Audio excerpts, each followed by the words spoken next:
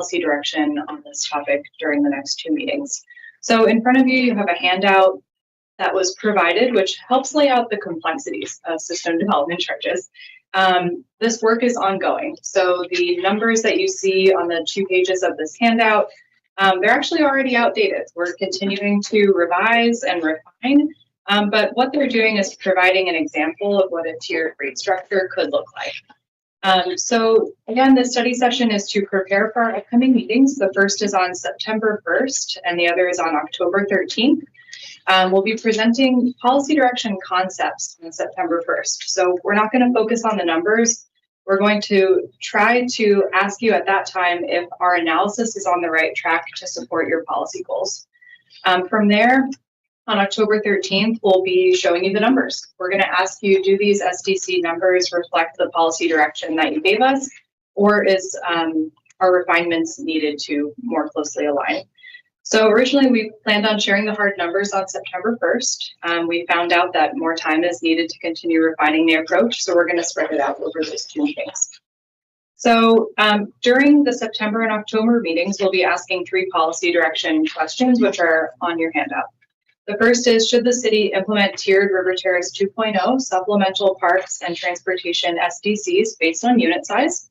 The second is, should the city complete an SDC methodology update to tier parks and transportation SDCs citywide? And lastly, should the city implement any policy-based discounts to support housing goals? So to kind of tee up this discussion, I wanted to start at the beginning. What are SDCs? So SDCs are a fee paid by development that covers a portion of the cost needed to expand or build infrastructure needed to support development. SDCs pay for things like widening a road, building a new park, or enlarging a sewer line. So today we're focusing only on parks and transportation SDCs, each of which has 2 components. There's a citywide portion to that fee, and there's also supplemental fees specific to geographic areas. So for our discussion today, we're focusing on the citywide component and the specific River Terrace 2.0 supplemental. So our current SDC rate structure for residential development is structured by housing type. On the handout at the bottom table, you can see that our current SDCs are based on either single detached types of development or other residential dwellings, which includes things like middle housing, townhouses, apartments. Our current rate structure currently has ADUs and regulated affordable housing exempt. So believe it or not, this is actually a tiered type of structure. It's assigning fees based on impacts of different housing types. So in our current structure, detached dwellings are paying a higher fee because they have higher impacts due to larger household sizes and more vehicle trips. So the way that SDCs are calculated is that the costs of needed infrastructure are distributed amongst anticipated development. And then from there, City Council can choose to offer discounts to support our policy goals. So our current structure actually includes multiple policy discounts. The first is that there is a 69% discount to the citywide transportation SDC. There's also a 15% discount to the citywide parks SDC, and our exemptions for ADUs and affordable housing are another type of exemption. Brittany, can I stop you please. while we're there? So the 69 was, how was that landed on, I guess, as the number to use, if that makes sense? When the SDC rate structure was adopted with the transportation SDCs, essentially the discount was set so that Tigard's SDC rates were competitive with neighboring jurisdictions. Because if we charged the full freight, we would essentially stop development within the city. And so 69% kind of hit that sweet spot of we're getting enough, and we're still a little higher than other jurisdictions, but we weren't so high that we basically became non-competitive. And so that's still true today. That discount has been in effect since we adopted the SDC. Perfect, thank you. Yeah, of course. And that question was asked by Council President Wolf and answered by Assistant Development Director Skylar Warren. So please remember to say your name before you speak. Thank you, Mayor. Great. So as we've been going through this work, we've identified two core problems with our current rate structure. The first is that it's based on housing type. And we know that that's been causing implementation challenges because changes in state law have been making housing types obsolete. We're seeing this in our plans for River Terrace 2.0. The current policy discount structure that's attached to our current SDC rate structure, it actually creates a de facto penalty for building smaller units since it's applying the same type of discount to every single type of development. So you have small, units of any size receiving the same discount as, say, a new grocery store. So even though we're hearing from the public that small units are most needed across Tigard, our discount structure is not reflecting that. So as we've gotten into the tiered SDC concept, which is continued on page 2 of your handout, we've tried to work to respond to these issues. So we've been exploring a new expanded tiered SDC structure that's based on unit size and the associated household size, which comes along with an impact structure for both citywide SDCs and supplemental SDCs. An example of this structure is in the table on page 2 of your handout. So these numbers under the last 2 columns are showing the pattern that this fee structure is creating. So the rates themselves should not be focused on because those are still being refined, like I mentioned. However, what you can see here is that the smaller unit sizes are paying lower fees, and the larger unit sizes are paying higher fees because the impacts are different across that spectrum of unit sizes. So in this draft system, by tiering by unit size, this impact is primarily based on their household size. So when we shared a similar example of this tiered rate structure with developers, we heard 2 things. The first is that it's very difficult to deliver smaller units without SDC discounts, and that the draft tiered rates don't do enough to support our housing goals or the types of housing that we're expecting in River Terrace 2.0. Since that meeting, we've revised the approach once. We're still working on it, and we're also trying to identify other opportunities to better support our housing goals. One opportunity that we've identified since that meeting is to potentially redistribute the existing policy discounts in a more equitable way. So rather than having a blanket discount on all types of development, we could instead provide steeper discounts to, for example, smaller units citywide. Since this would just be redistributing an existing discount, it's budget neutral. It's not creating a new discount. So this is something that we're looking into right now, and we'll be returning to you on September 1st to discuss this approach with you in greater detail, and we'll come prepared with some visual aids to help convey the concept. So again, today's ask during the study session is that City Council ask questions. Let us know what type of information we can gather or what types of questions that we can come prepared to answer at our upcoming City Council meetings. So before we move on to the discussion, I just want to share a brief project schedule update. We continue to be on track for the May 2027 community plan adoption. Like I said, our next 2 meetings will be in September and October on SDCs. As you may have noted, we are expanding this conversation into 2 City Council meetings rather than sharing the hard numbers on September 1st. Just because we're not there yet, but luckily it's not a delay to the project since we always thought the work on SDCs would continue into October. Lastly, we're beginning engagement with developers and the community on our development code amendments starting at the end of September. So that concludes the staff presentation portion. I'd like to leave the remaining time for discussion. Thank you, Mayor. Thank you. Questions? Councilor Jake Black, question regarding requested action 2, which states on the handout, should the city complete an SDC methodology update to tier park and transportation SDCs citywide? Obviously, like what would the work look like to go into that, and would the expectation be that we would have one tier structure for River Terrace 2.0 in the whole city, or would this just be for the city part and they would still have separate tierings, if that makes sense? Because we've discussed both before. Yeah, it's a good question. So if we can get to the point where the numbers, fully support our housing goals, the idea would be there would be one tiered rate structure. And it would apply in the same way to the citywide component and any geographic supplemental fee components. Okay. That said, you also asked about process though. How would that happen? You might have to take this one because I think the citywide was going to be piecemeal with infrastructure. Yes, so Assistant Director of Community Development, Skylar Warren, essentially the work has already gotten underway because we heard from council at an earlier meeting that you wanted us to explore this option.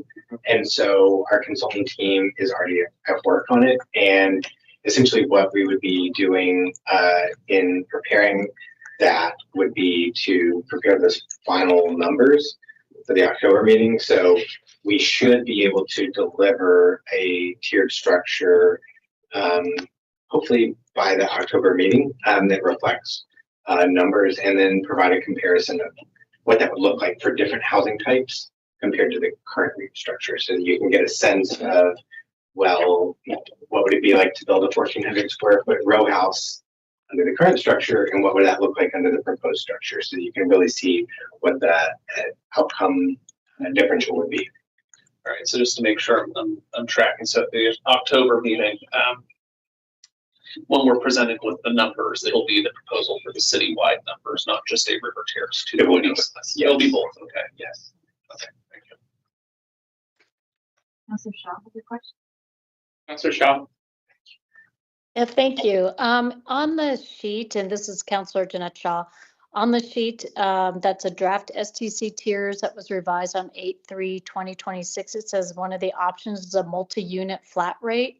And why would a multi-unit flat rate be flat, given that there's going to be multiple people, multiple cars, multiple trips? Just would love clarification on that. Thank you. That's a really good question, and it gets into the weeds a little bit. So we'll go into more detail on this in September. But essentially, this would allow apartment developments to determine which method would result in lower fees for their development. Is it either by pricing out the fees based on unit size, which might have the unintended consequence of discouraging larger apartment units, which is one of the needed housing options we're seeing, or would their rate be lower just by assuming a flat rate? So this structure both allows for the impact-based method, where apartment units of different sizes are assumed to have different impacts based on household size and trips, but it's also recognizing that development might prefer a different option for a flat rate. I have Thank a you. follow-up on that then. This is Heather Robbins, City Councilor. Based on that explanation, I question why we even have the other size rates then, because the only rate that would be lower is the less than 800 square foot rates. Yeah. So, and those are those studio apartments, but everything else is larger, and this will end up costing the money a significant amount of money. Anything you could make some really nice condos that are attached that are over 2,000 square feet and might have 3 cars per unit, and they're getting an SDC of 9,500 per parks instead of 15,000. And so is that really a viable option? Because it's so low, it's lower than any of the other ones. So how does that work? Yeah, it's a good question. So it really depends on the development and what they decide to put forward. So if an apartment development came in and they had units that averaged 600 square feet or 700 square feet, it would be advantageous for them to do the first tier because they would be paying a lower fee than what the flat rate would provide for them. So 7,000 roughly versus 9,500 per unit roughly in that example. So it really just depends on what unit size breakdown they want to provide. If I may add, Just because if I could ask, then why don't we just have two fees, one under 800 and one over? Assistant Director Warren again. So the reason there is this flat rate option for apartments is that we have the opposite problem with apartment development that we have with housing development, housing for purchase. The problem that we have with housing for purchase is that we're not getting enough small units. We're not getting enough starter units that are accessible for first-time home buyers. In apartments, it is the complete opposite. We readily get studios and 1 bedrooms, and what we don't get is family size 3 bedroom and 4 bedroom apartments. And what senior planner Gato was conveying is that the rate structure that scales up and charges more for those larger apartment units acts as a disincentive to build those, that there's already a disincentive out there, to the point where Metro had to actually intervene to make sure that they got the bigger units in the affordable housing bond. So this is a way for us to, as a policy matter, to intervene and say, we don't want to penalize those larger units because those are the family size units that are needed. I just think if that's the case, then why don't we just do under 800 and over? For the multi-unit rate alone, to have a separate two. Yeah, I'm trying to imagine, and this isn't my job, but I'm trying to imagine why any developer would choose to do a unit size higher than the flat rate, so why don't we just get rid of all of it? I think a good way to look at it would be just for a moment to ignore the adjustment factor column, because, and kind of just look at how the fees are given in this example. So let's say a family size apartment unit is 1,200 square feet, it's 3 bedrooms. That fee in that size column is, nearly 11.5. That's significantly higher than the multi-unit flat rate, which is 9,500. So it incentivizes them to continue to provide those larger units at 1,200 square feet, and they're not penalized by being in a higher fee bracket as all of the other types of housing. Is that how? No, I understand. Okay. See, a couple of questions. One, when we're talking about the multi-unit flat rate, is it actually a flat rate, or does it end up being that much per unit? It is per unit. It is per unit. And when we're talking about SDCs, when specifically are those paid, and who ends up paying that to? Is it the developers? Yes, developers pay the SDCs. Tigard's current policy is that SDCs are paid at the time of final certificate of occupancy, so it's associated with the building permit. So. With the discussion for changing the citywide SDCs, if we change citywide SDCs, does that change current housing, and do people have to then pay more? That's a good question.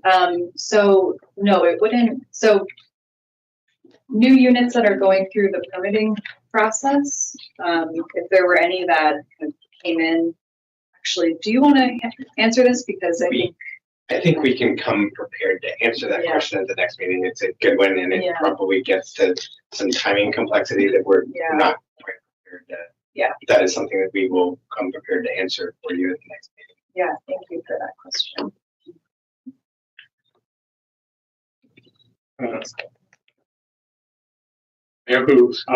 So I'm glad to hear that the new approach will be budget neutral. I would just request you provide some certainty on how you can be sure that it's budget neutral. I don't need the answer right now. Also, I know the SDC tier will change. It looks like on 1600 to 1601, there's a big change, big jump. So I just don't know why that is. I just wonder if there's something we can put another tier in between. I don't know. Also, for the transportation SDC, the first 3 tier seems like the base rate is 9,100, but the tier for higher tier, the base is 10,000 based on the discount adjustment factor. So I don't know why there are different tier based SDC. So those numbers will change, but I'm just curious if that's the final number, why the base are different for the first 3 tier versus the next 3, 4, 5, 6 tiers. And also, I assume that because developer will pay for the SDC, if they build roads, they'll get some sort of discount later on. Okay. Yes, that's correct. Any infrastructure they build that is beyond the requirements of what's needed to support their development is eligible for SDC credits. All right. Thank you. That's all my requests. and sort of going off with Councilor Schlack again, on the budget neutral comment. I know we've had a lot of, discussions around general fund funding, which obviously, if I recall correctly, SDCs don't impact our general fund. So it'd be useful to understand the specific funds that are getting impacted and the sort of operations or capital projects that would be impacted. More specifically, just because I know a lot of people, when they start hearing discounts, they get concerned about could impact other city services. And because of our fund structure, it's not as simple as saying there's less money for other things. It's very targeted. Yeah, questions? Councilor Wolf, and I was just going to follow up and ask the same questions about the budget neutral, just really trying to understand the impact.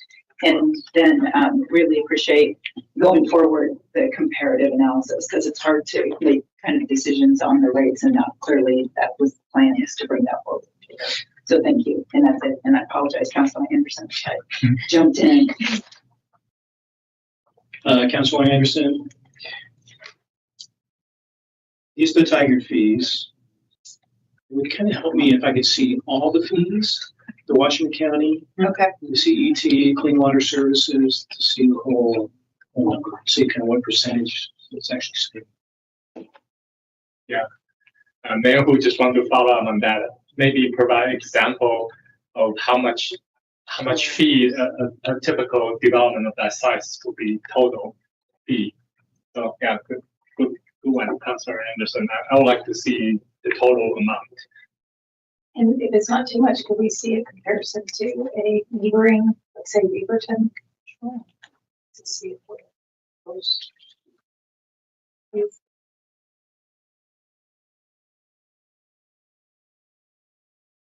Any last question or request?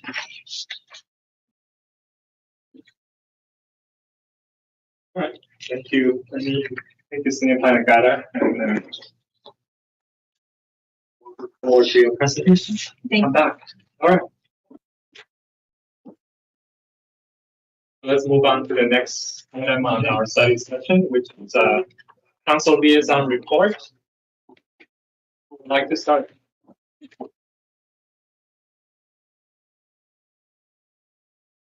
Okay. Since City Councilor Jake Schlack, I can start. So on July 15th, I attended a meeting of the Community Homelessness Assessment Response Team, CHART. The meeting included several updates, including the pending formation of the Houselessness Advisory Board, potential updates to the Time, Place, Manner ordinance in Tualatin, a review of the Safe Parking Program, which is marking its 2-year anniversary this month, and a discussion of current community resources. Regarding community resources, Community Action has reopened its rent assistance hotline, which will be available one day each month. The next hotline opening is August 17th at 9 a.m. More information is available on Community Action's website. And then from council's perspective, there will be a discussion about updating the Time, Place, Manner ordinance at Tigard in September of this year.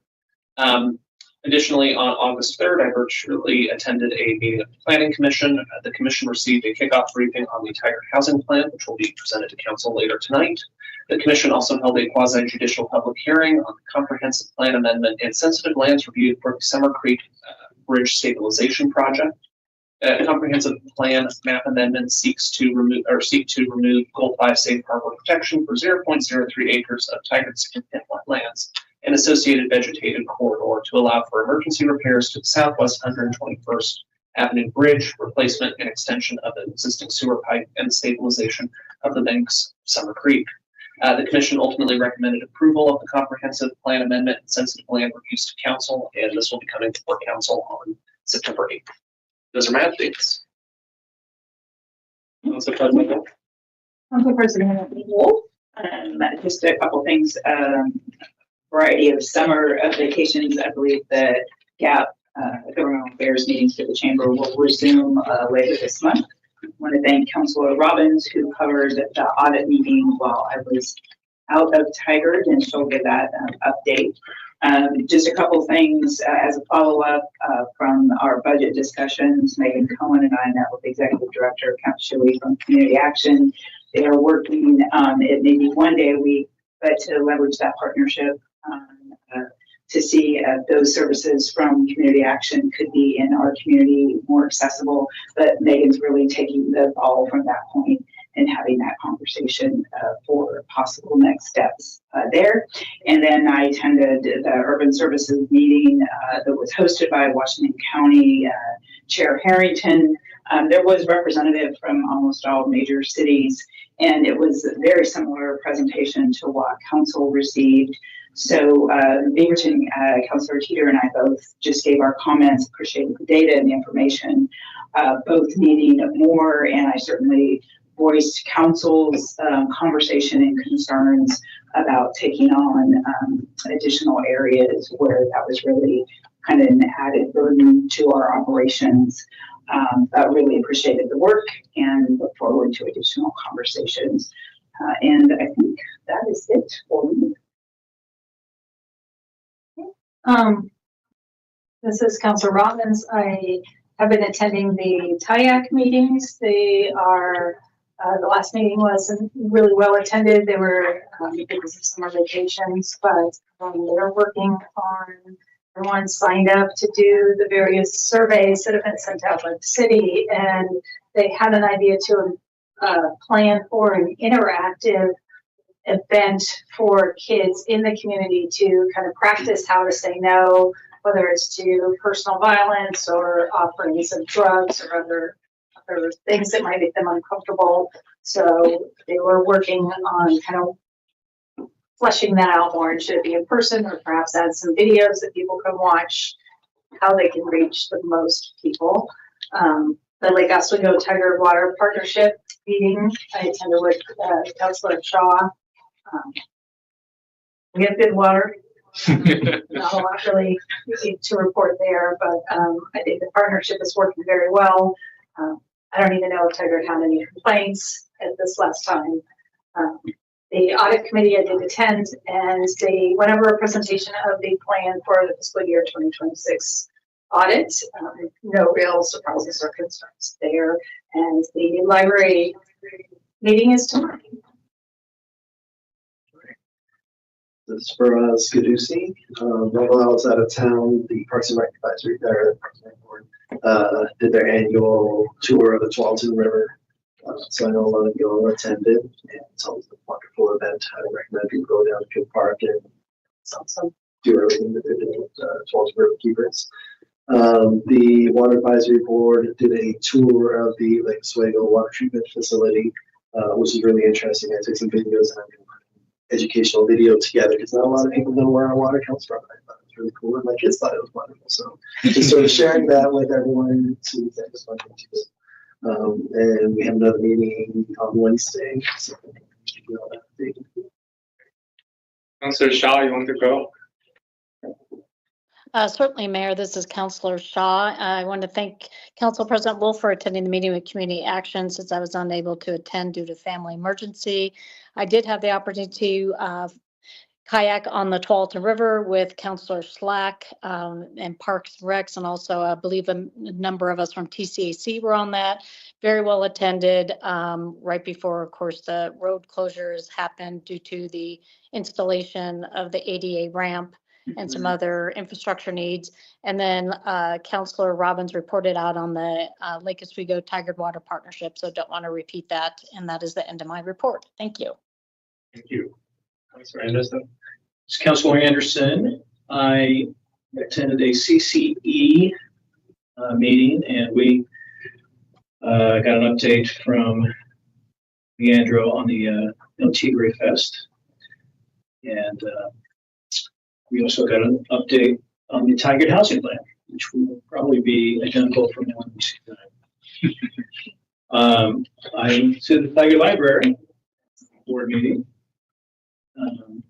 Check for Councilor Robbins, and that was an interesting one because it was just 2 weeks after they had let their social services coordinator go, and everything was very smooth.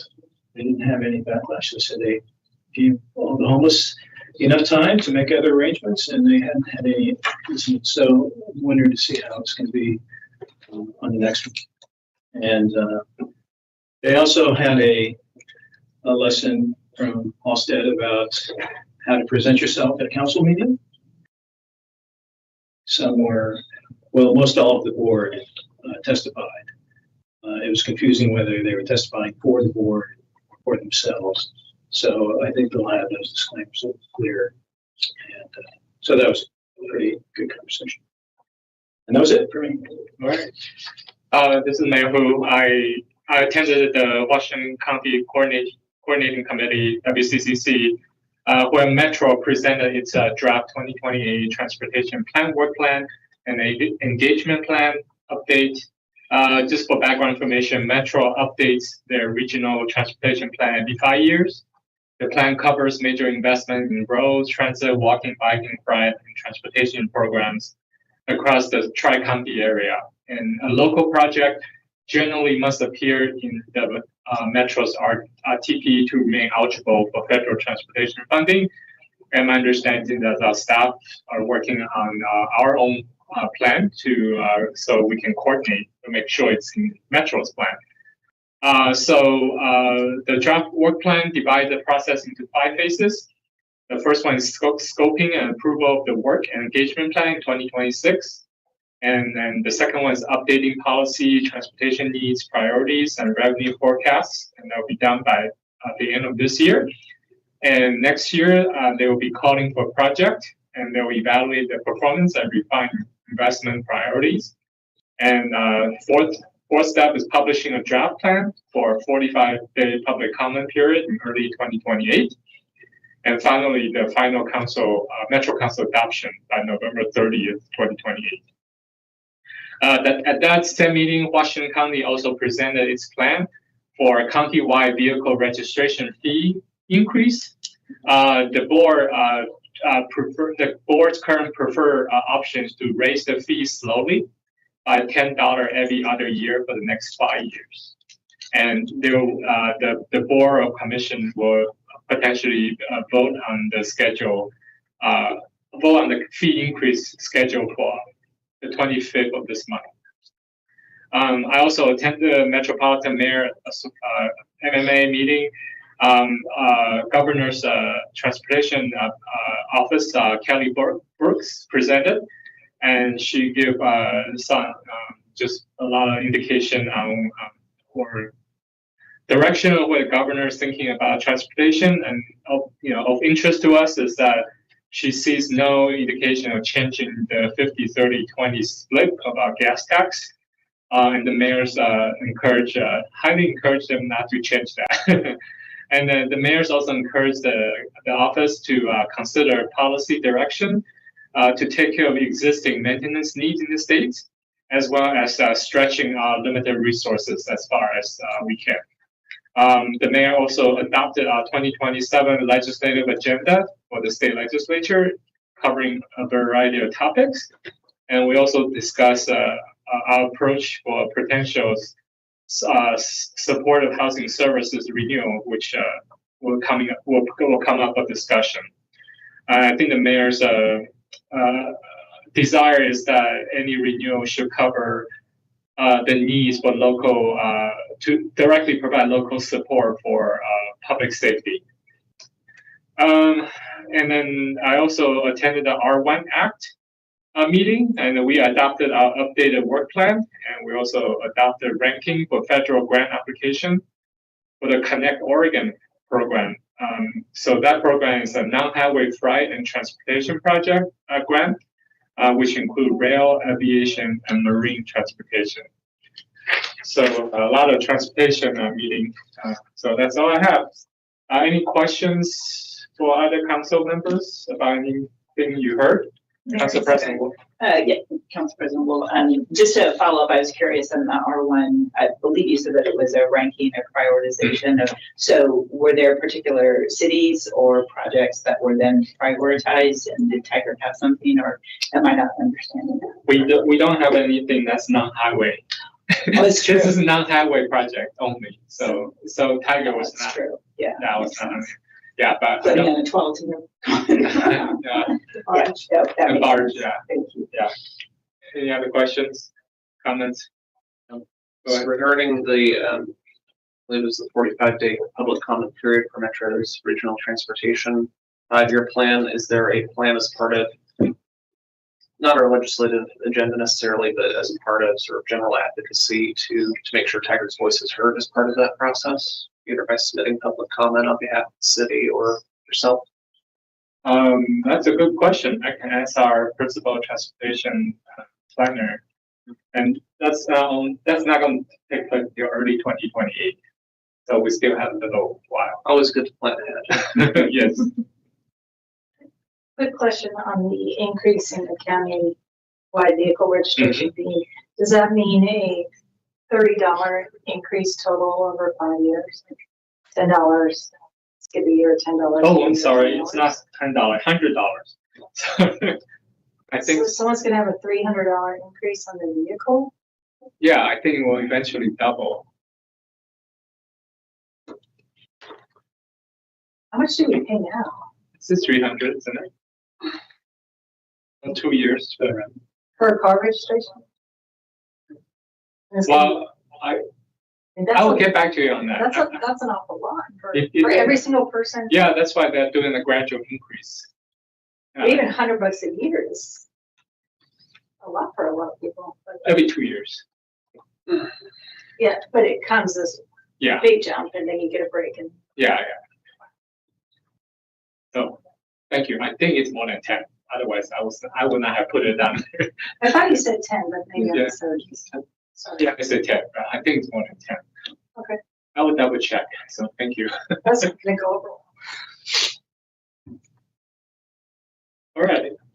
So that's the end of the study session, and we will adjourn, and then we'll reconvene at a regular business meeting at 6:30. Thank you.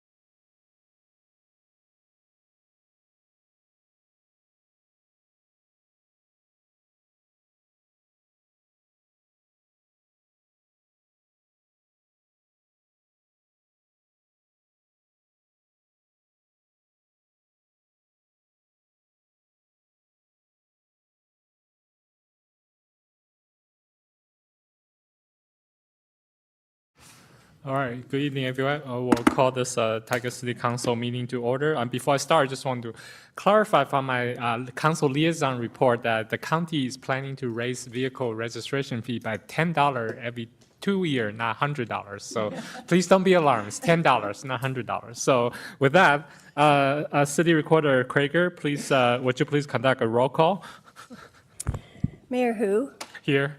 Councillor Robbins, Here. Councillor Slack, Here. Councillor Shaw, Here. Council President Wolf, Here. Councillor Anderson, Here. Councillor Godusi. Thank you. Will everyone please join me in the Pledge of Allegiance?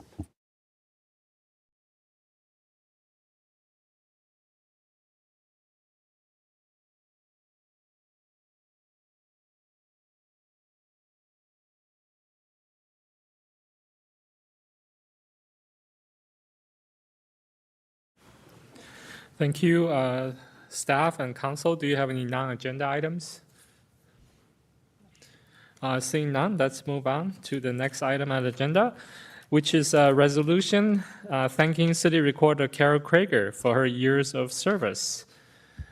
Well, this is another emotional meeting for us. So our City Recorder is retiring at the end of this month. So the City Council, we would like to present you with a resolution thanking you for your years of service. So I will just read the whole thing. So a resolution honoring City Recorder Carol Krager for more than 20 years of dedicated service to the City of Tiger. Whereas Carol Krager began her career with the City of Tiger in January 2006 as Deputy City Recorder, and I was appointed City Recorder in 2014, dedicating more than 20 years of service to the city. And whereas throughout her career, Carol has faithfully served mayors, city council, city leadership, staff, and the Tiger community with professionalism, integrity, and an unwavering commitment to public service. And whereas Carol has been the trusted steward of the city's official records and election processes, while serving as a treasured source of institutional knowledge whose wisdom has benefited generations of elected officials and employees. And whereas Carol has been an active member of the Oregon Association of Municipal Recorders, having served on several committees over the years, including the Records Committee, Conference Committee, Mentor Committee, Chair of the Legislative Committee, Regional Director, and more. Whereas Carol's kind heart, gentle manner, patience, and genuine care for others have made everyone feel welcome and supported, while her quiet dedication, attention to detail, and steadfast commitment have left an enduring legacy. And whereas after more than 2 decades of distinguished service, Carol will retire at the end of August 2026, leaving behind countless friendships, cherished memory, and a city that is stronger because of her service. Whereas reflections from those who have worked with Carol, including the following. Mayor Hu, me, Carol has earned my complete confidence through her professionalism, careful preparation, and an unwavering dedication to Tiger. She has always been responsive when I have questions about council agendas and has made sure we have the updates needed for our meetings to run smoothly. Just as importantly, Carol has generously shared her knowledge and mentored the next generation of municipal recorders, ensuring that her legacy of dependable and trustworthy public service will continue long after her well-earned retirement. And the next one is from Councillor Jeanette Shaw. Councillor Shaw, do you have that in front of you? I do, Mayor. I'm happy to read that if you'd like. Yeah, please. Thank you. And Carol, I'm not going to well up, or at least you can't see me welling up. So City Councilor Jeanette Shaw, Carol Krager, City Clerk of Tigard, has been and is the steady hand that keeps our council meetings running smoothly and on schedule. Carol brings a real blend of professionalism and genuine warmth to everything she does, treating everyone she works with, whether counselors, potential counselors, staff, or the public, with empathy, respect, warmth, and friendliness. Tigard is so fortunate to have had her and is so excited what her next chapter holds for her. Thank you, Carol. Thank you, Mayor. Thank you. And Councillor Slack? Carol Krager represents the very best of Tigard, both as a dedicated city employee and as a member of our community. Since I first met her as a community volunteer, Carol has consistently demonstrated integrity, reliability, professionalism, and a deep commitment to public service. I have appreciated her wisdom and institutional knowledge as I've learned my role as a council member, as well as her steady commitment to serving the city. I congratulate Carol on her well-earned retirement and wish her all the best in the adventures ahead. And former city manager Marty Wine, Carol has a great care for her profession and made a lot of technological improvements in Tigard and through LAMR to digitize records. Carol is one of the most meticulous, caring, and professional city recorder I have ever worked with. Now therefore be resolved by the Tigard City Council that Section 1, the Tigard City Council and city teammates hereby express their sincere gratitude and appreciation to Carol Krager for her more than 20 years of exceptional service to the city of Tigard. Section 2, the Tigard City Council and city teammate congratulate Carol on her well-earned retirement and extend their heartfelt wishes for happiness, good health, and many joyful adventures in the years ahead. Section 3, the Tigard City Council and city teammate recognize Carol's lasting legacy of service, kindness, and dedication, and thank her for the positive impact she has made on the city and everyone fortunate enough to work alongside her. Section 4, this resolution is effective immediately upon passage. So may I have a motion, Councilor? Mayor, I move to approve Resolution Number 26-28, a resolution honoring City Recorder Carol Krager for more than 20 years of dedicated service to the city of Tigard. I'll second. Everybody second, yay! Any further discussion? Anything you want to say to Carol? Council President Wolf? I'll just be brief. Carol, just thank you so much, heartfelt, for just your care, not just as an employee, but a community member and everything that you've done for Tigard over so many years. So thank you.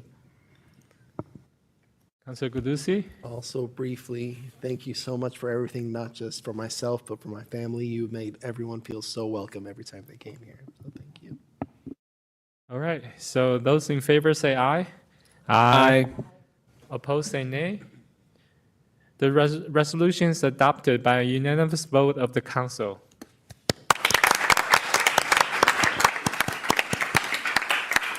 So, Carol, we would like to have a group photo with you. Would you like that? All right, so I know you're... Yeah.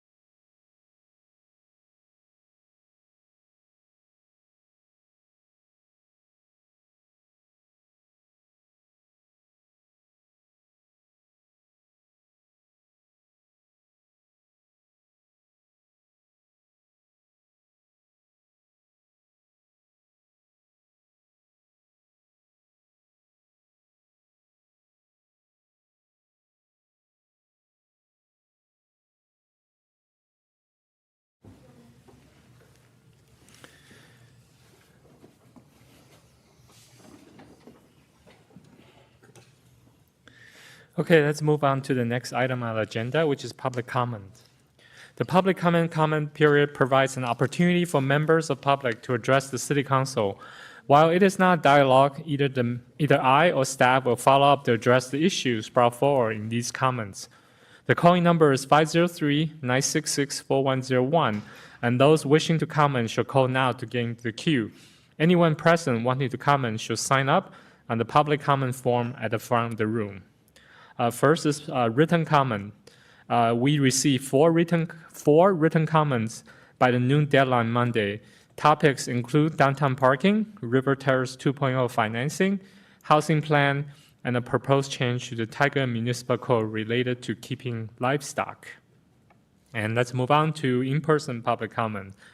When I call your name, please come forward to the microphone and make sure it's on. And please state your name and where you live, and you have 2 minutes to speak.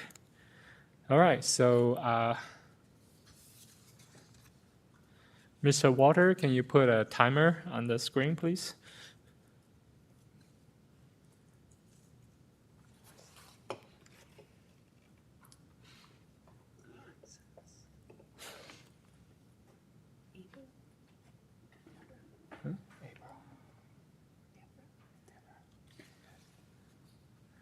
All right, the first person, I think it's Deborah or April. Tag. Alexis. Alex. Huh? Alexis. Oh, Alexis. All right. Sorry.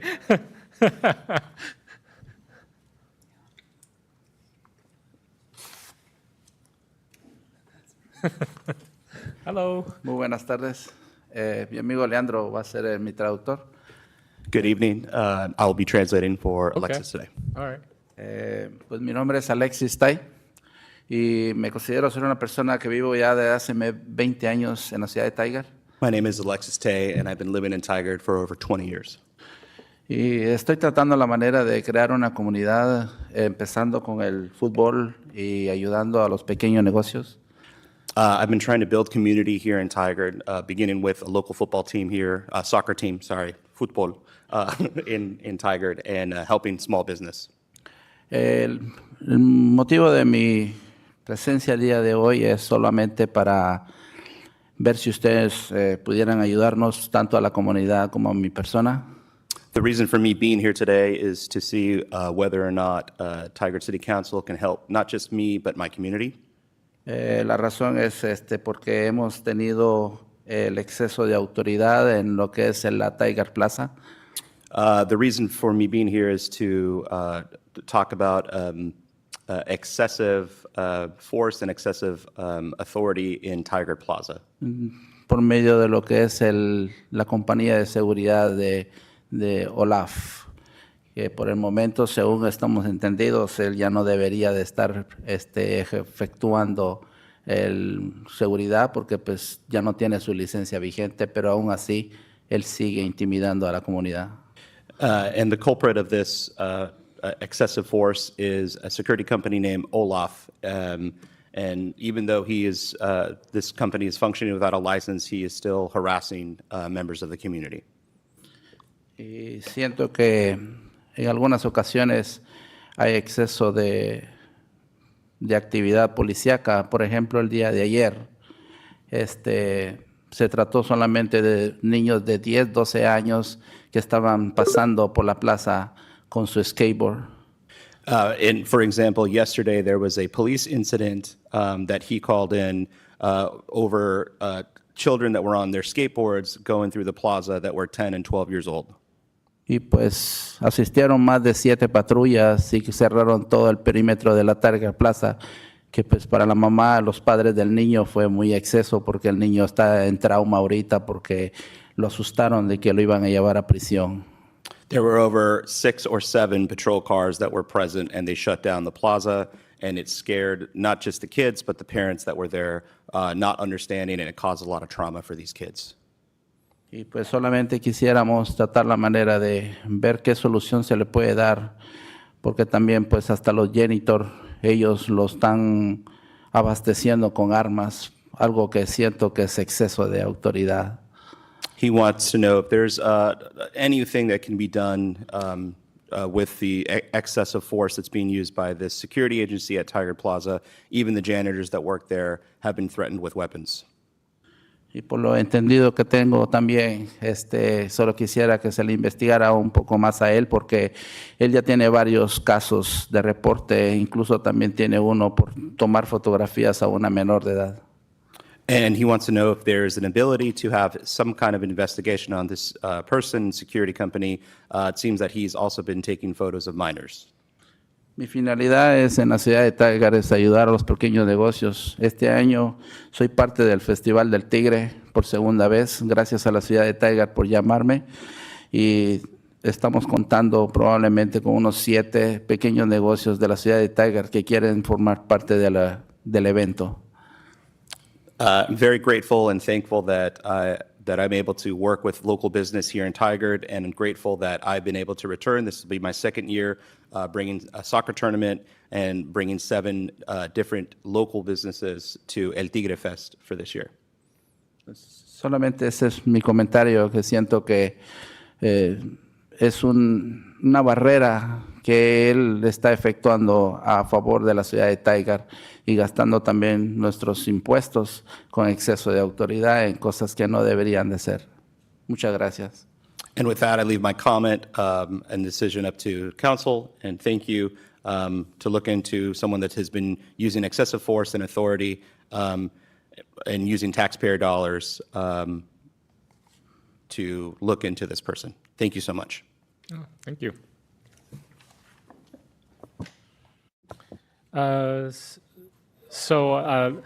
I allow 4 minutes, double the time on last one because we need time for translation. But please keep your comment to 2 minutes.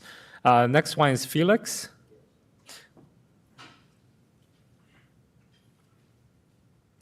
Good evening. Just make sure, no, it's not on right now. Just press the button. There we go. All right. My name is Felix. I live on 72nd Avenue between Dartmouth and 99. I'll make it short and simple. Basically, just my concern there and probably a lot of other residents on 72nd, because there's like probably 3 or 4 other buildings there. There's a lot of traffic going through there, and they got the gates up by where they're building the creek up or whatever, and there's no way to walk. And the other day, I've seen several people. A woman with a carriage, they're riding scooters through there. And I mean, they just like, the people are coming or from the bus stops to shop at Winco, Walmart and everything. So there's a lot of traffic there, and it's looking pretty dangerous there, you know? If, I don't know, the city could or speak to the developers that's working through there, if maybe we could put a little bridge or something or clear the path, because that gate is holding all the trash, all the leaves, so it's getting harder for the people to walk through there. And it's just a safety concern, that's all. And there's a lot of traffic going through there because of the stores, which are good, you know? But that's really it. That was it. I meant to mention that last time. All right. All right. Thank you. Thank you for everything. We'll get back to you on You that have a one. good night. Thank you, you too. Thank you. All right, next we have Liz Newton. Hello, Liz. Oh. Testimony. I'm not good at attaching documents. Hi, my name is Liz Newton, and I live in the Progress Ridge area of Tigard. And I just handed City Recorder Krager copies of the November 1st, 2022 council minutes on adoption of keeping livestock regulation, and the report that Ken Ross, Code Enforcement Officer, put together on the complaint that I filed regarding my neighbor's excessive livestock operation. One thing I wanted to point out, it was difficult to get pictures of the operation because of the height of the fence and the structures and the screening on the property. So I wanted to point that out. And I trust you had time to read the document that I emailed yesterday, so I won't go into detail here. But I wanted to suffice it to say it was a very expensive and time-consuming process to go through. We had really good advice from the rodent control professionals, but we were advised when all the droppings were found in the house of the danger to the children because of the health under the house droppings. So we had to move the family to a hotel for 10 days. So that became concerning to me.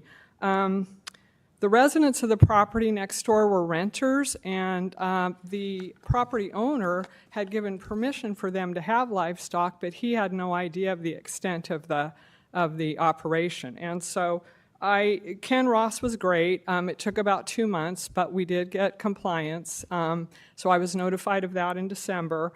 The activities really reduced, and so we're grateful for that.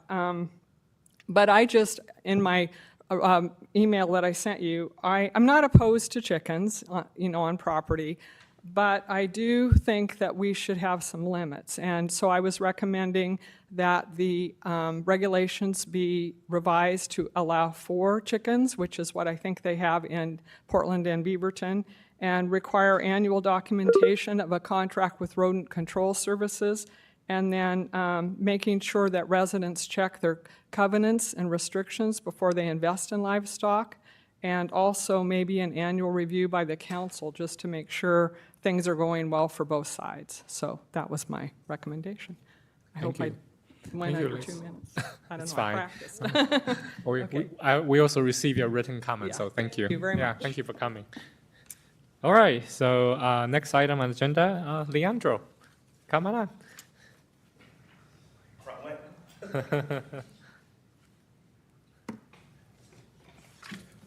All right, I'm just going to join in on the festivities of the evening. Good evening, Mayor, Council, and everyone here tonight. I just wanted to take a minute to recognize, this is my first time making public comment, by the way, and it's for one of the most important things, I think.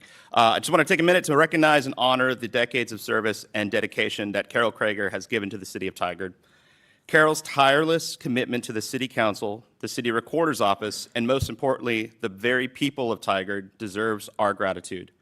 So on behalf of myself as a Tigard community member and as someone who has had the privilege of working alongside Carol, serving with her on the Equity Advisory Committee, sharing conversations, and even swapping advice about how to keep our backyard beehives healthy and which flowers to plant, I simply want to say thank you, Carol.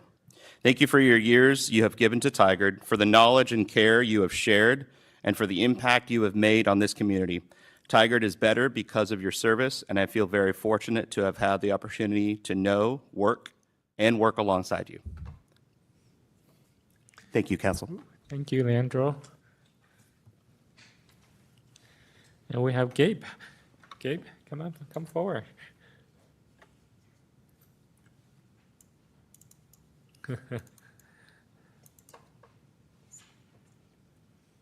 Hello, Gabe. Hi, everyone. For the record, my name is Gabriel Velasquez, and I just want to talk about data centers for a brief moment. Last month, Mayor Hu highlighted that the language of data centers was outdated from 2022, and he inquired if council should use that staff time to update the outdated data center language in regards to data centers. The majority of council opted not to recommend the use of staff time. I think that was a mistake not to. I haven't seen any other issue rise up this quickly in our community. I hope you all change your mind on the matter. And Carol, you don't know this, but you were actually the first person I met in the city. So thank you for your years of service, and thank you all for your time. And thank you, Mayor Hu, for bringing up this issue. Thank you, Gabe. Oh, next one we have Jeff Darland. Jeff, hello.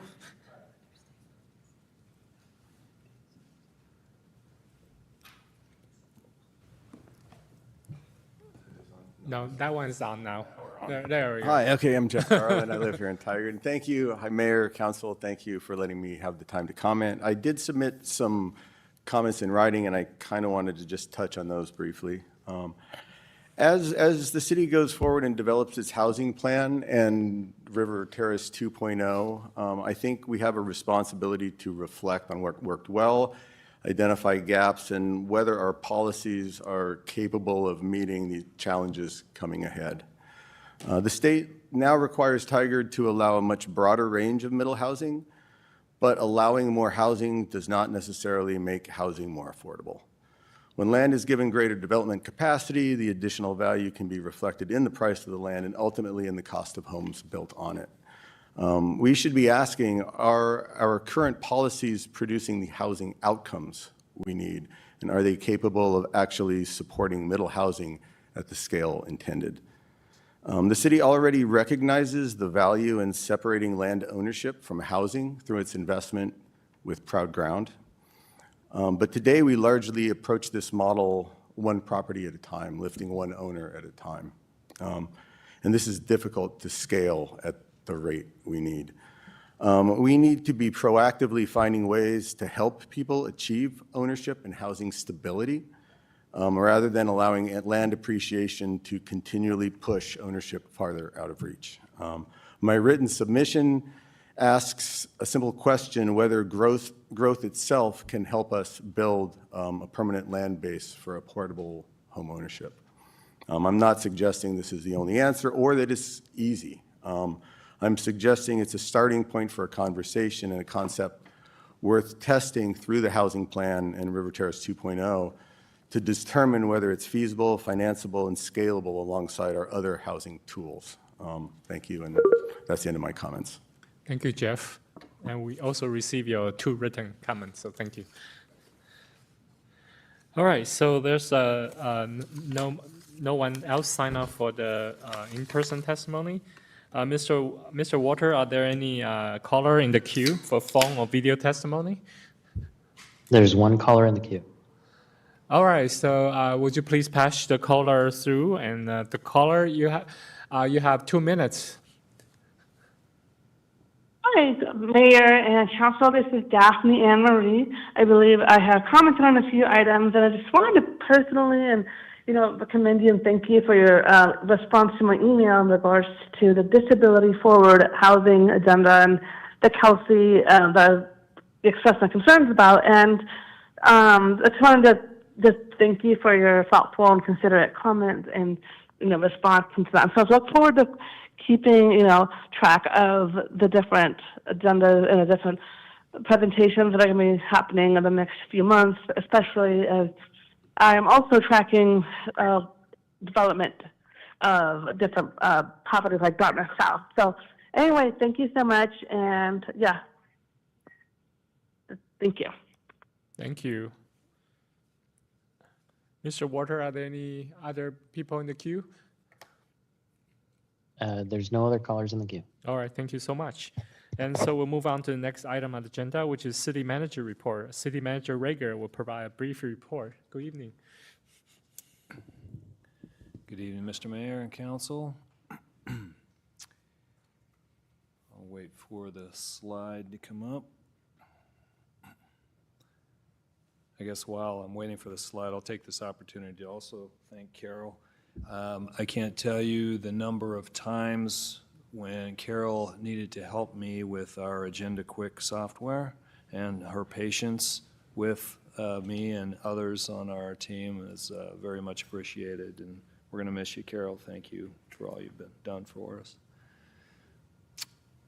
All right, so vendor applications are now open for El Tigre Fest, taking place on October 3rd at Cook Park. Thanks to the generous support of our sponsors, including Northwest Natural, Cielo, and Club Venados.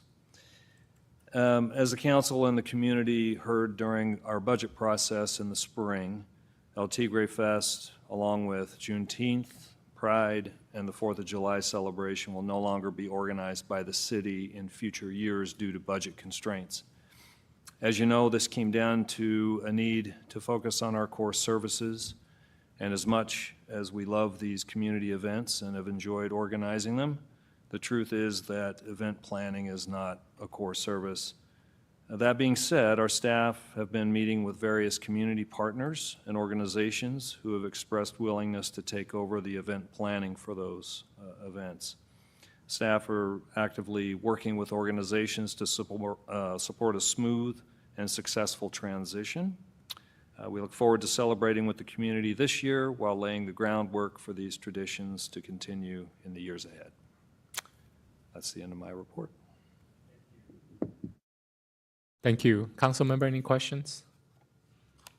Seeing none, let's move on to the next item, which is presentation of police award. Our Police Chief Rogers and Assistant Chief Sutton will present life-saving medal to Officer Beverly. Good evening.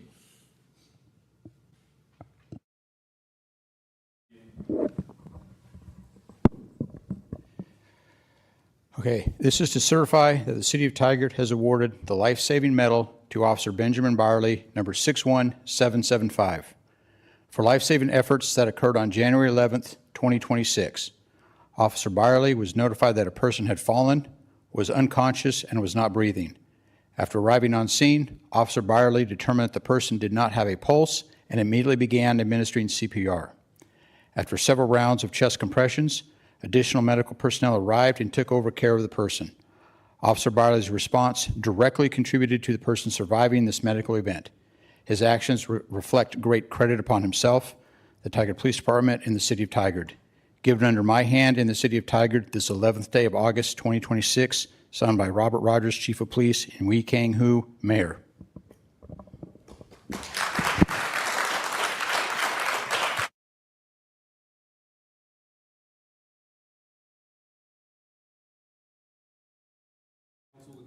Yeah, we would love to.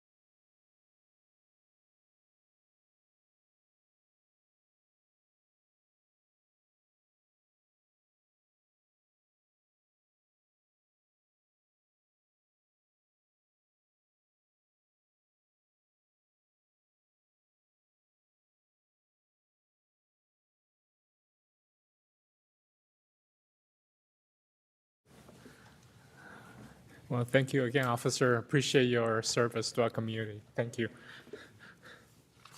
All right, let's move on to the next item on the agenda.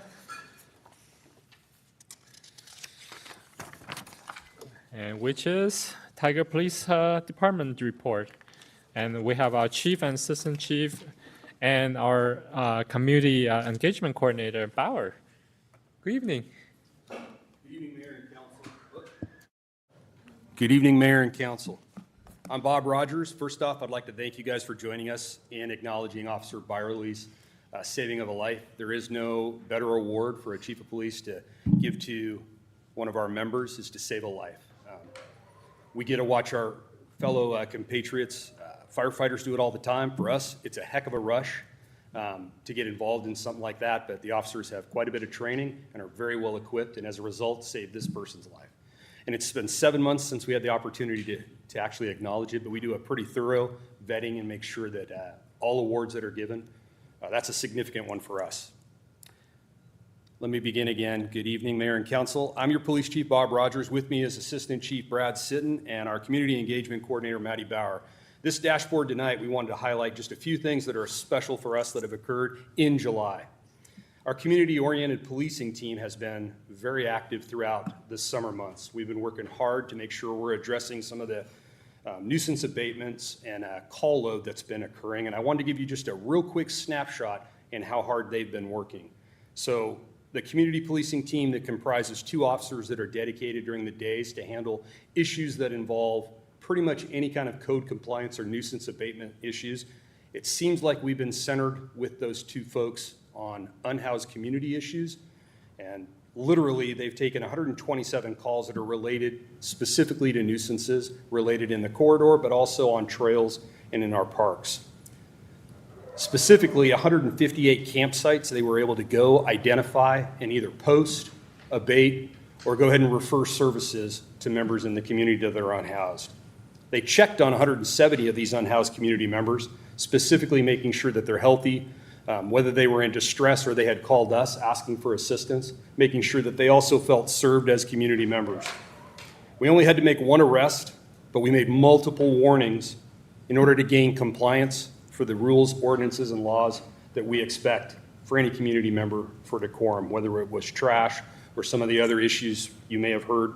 The council gets lots of information about that as well. We do as well daily. Every one of these contacts allows us to build relationships. Those things are crucial for us, ensuring that the members of our community, wherever they live at, also feel that we want to deliver police services equitably and consistently. for them when they call us as well, because it's been oftentimes where we're getting calls from our unhoused community members as well, but also when they're the subjects of our calls, that they can expect that we're going to be present, that we're going to listen, we're going to do that police services consistently. They know what they're getting, they know how we're going to react, they know the rules, and they know we're going to be consistent as we apply them. I'll turn over the dashboard to the Assistant Chief now, and then Maddie later, so they can go ahead and brief you on some of the other factors we wanted you guys to know about July. Again, Mr. Mayor, Council, thank you. I'm Assistant Chief Sitton. As we come to the end of the summer months, we've been dealing with typical summer behavior. During the months of June and July, we've had numerous incidents with individuals, mostly juveniles, on e-bikes, ranging from reckless riding on the trails to 4 separate e-bike eludes from officers. And we've had a few houses that were shot at with paintballs by people on e-bikes. This summer, we've conducted 7 bicycle patrol missions, and yesterday we conducted a pedestrian crosswalk enforcement mission. We are gearing up for the Labor Day DUI enforcement mission, and SROs are prepping for the start of the school year, and we'll be conducting school zone enforcement and bus stop operations, ensuring that kids can get back and forth to school safely.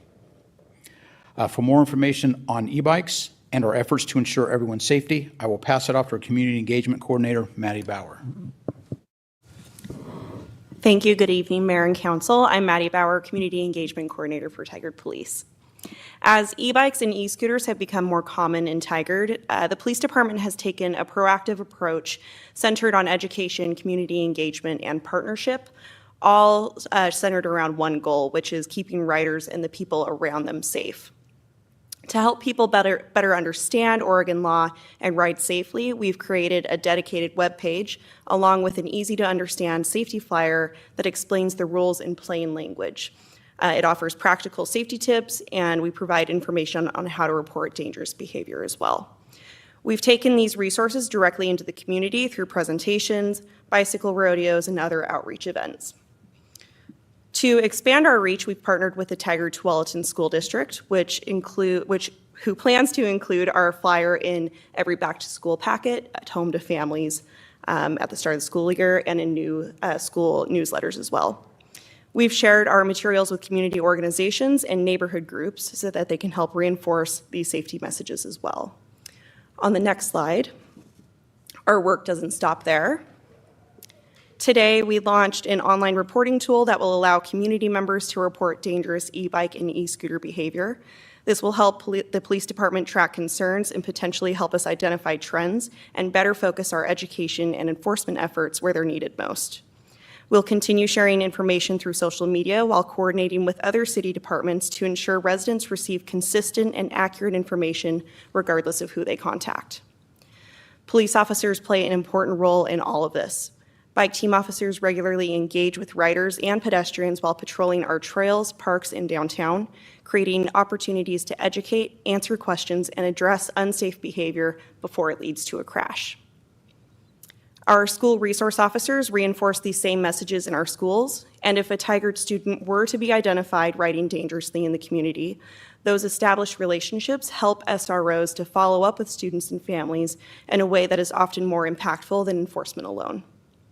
Together, these efforts are helping us build a culture of safe, responsible riding while addressing the safety challenges that accompany the growing use of e-bikes and e-scooters in our community. Thank you.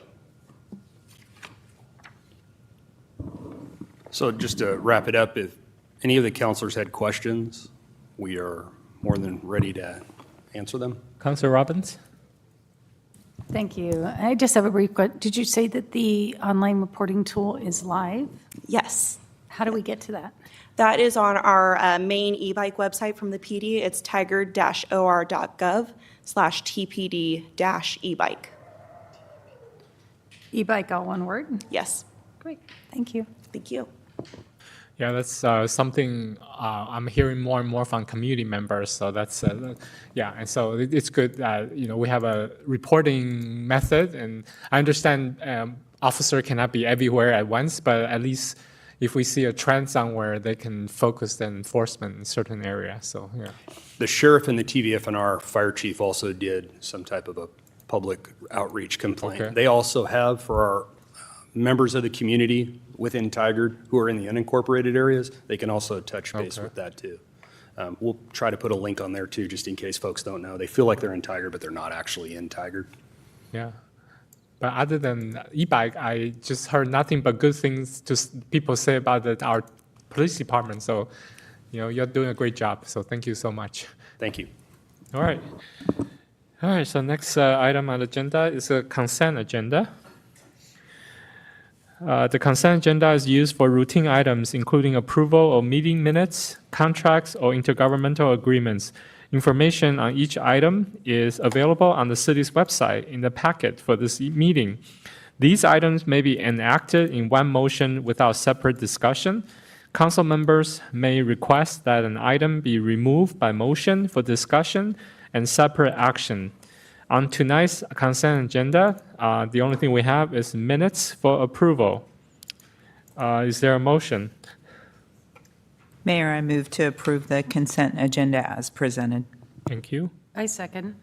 Is there any discussion? Seeing none, those in favor say aye. Aye. Opposed, say nay. The consent agenda is adopted by a unanimous vote of the council. All right, let's move on to the next item agenda, which is Tigard Housing Plan briefing. Housing Planner Miller will give the staff report and lead a discussion on the plan. Hello.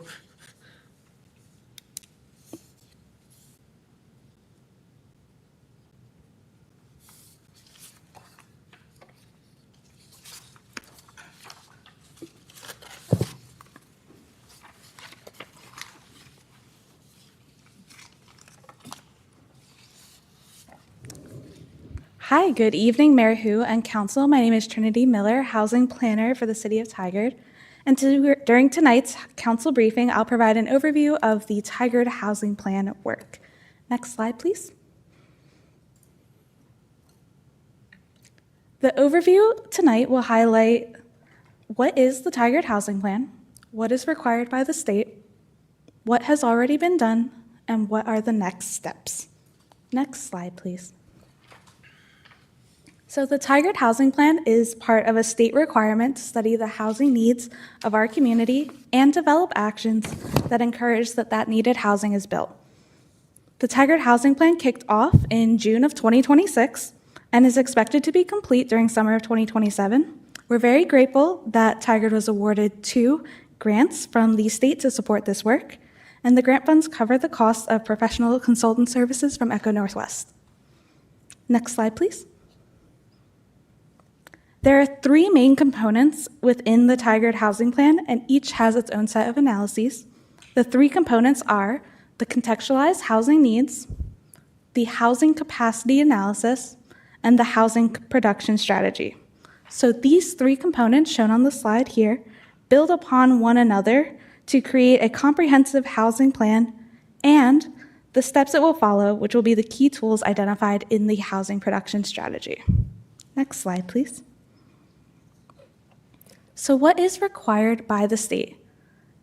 In these next slides, we'll discuss that. Next slide, please. For cities with a population over 10,000, the housing plan is going to follow Oregon's housing planning cycle. The graphic above outlines the housing planning cycle. So the Tigard Housing Plan will create the deliverables that are highlighted with the red box on this slide.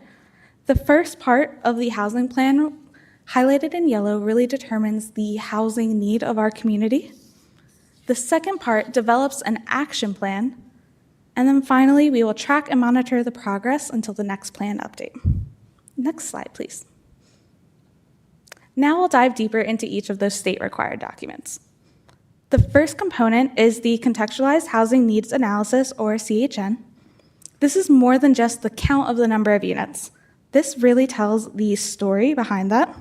So after receiving the state allocation of housing production targets, this analysis identifies the needed housing in our community by type, characteristics, and location. It includes the following analyses, such as an affordability analysis of ownership and rental housing, an analysis of barriers to fair housing choice, and an analysis of past discriminatory actions. The contextualized housing needs analysis requires equitable engagement with an emphasis on engagement with low-income communities, people with disabilities, BIPOC communities, and tribes. Again, the purpose of the contextualized housing needs analysis is to tell more of the story behind the housing needs beyond just affordability issues or the number of units needed.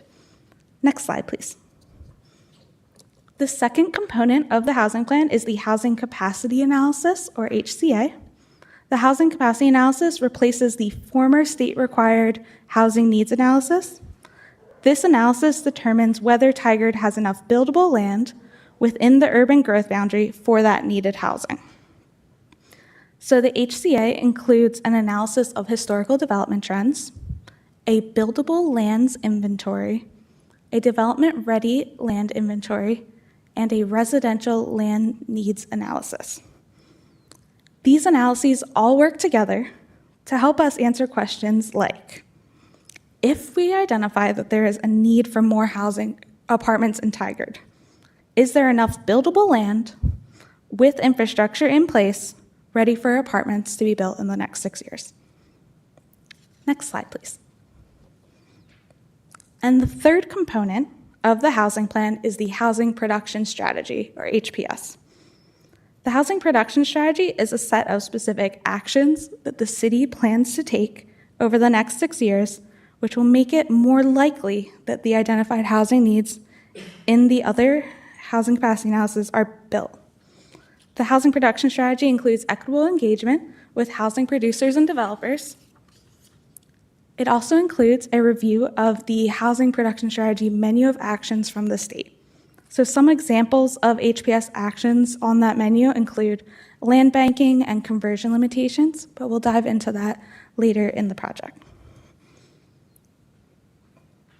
The Housing Production Strategy also includes action sheets.